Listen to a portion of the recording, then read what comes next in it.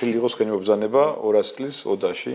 კი, თქვენო მეუღლე მოგვიყვა, რომ ეს ოდა დაშლილ მდგომარეობაში ჩამოიტანეს და აქ აიწყო. კი, ეგრე იყო.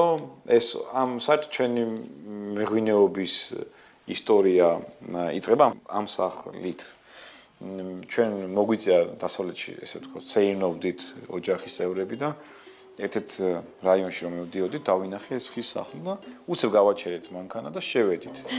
ამ სახლს შევედით, აი ესე უცებ და შევედით და ვათვალიერებ და მიტოვებული ვით იყო, მაგრამ იყო ულამაზესი ადგილას, ულამაზესი ეზოში და უცებ ხალბატონი შემოდის ამ სახლში და მე ვუთხარი რომ ჩვენ აქ არა ისე შემოვედით დასათვალიერებ და არაფერს არ ვაფუჭებთ, იმიტომ რომ ბავშვებით ვიყავით და ამ ხალბატონმა მითხრა არაშვილო, როგორ გეკადრებათ, მთელი საქართველოს ამ სახლში დადის ანახავათო რა და უცებ ესე რაღაც აინთოს რაღაცა თან მაშინ მეღვინეობით ვიყავი დაინტერესებული და რატომღაც შევიძინით ეს სახლი რომ წახვიდე და უცებ ან რაღაცა ნივთი იყიდო ასე სპონტანური გადაწყვეტილებით უცებ ადგილზე ვიმოახერხეთ ზენა ფაქტორი ძალიან რთული აღმოჩნდა ამ სახლის გადმოტანა აწყობა ყველა სათითაო ასე ვთქვათ ეგრეთ წოდებული ფიცარი დაინომრა და ასე უცვლელად გადმოვიდა ზუსტად იგივე ვიზუალი დაიწყო ერთადერთი არის რაღაც დეტალები რომელსაც ვერ შეკეთდა და ჩაენაცვლა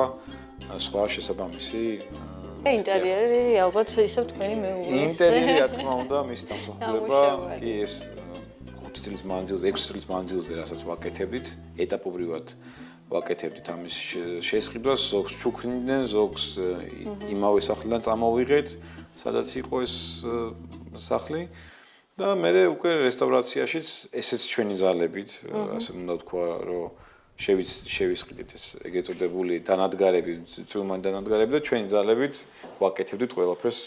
სამთარში რამდენად ფუნქციურია ეს კონკრეტული ადგილი?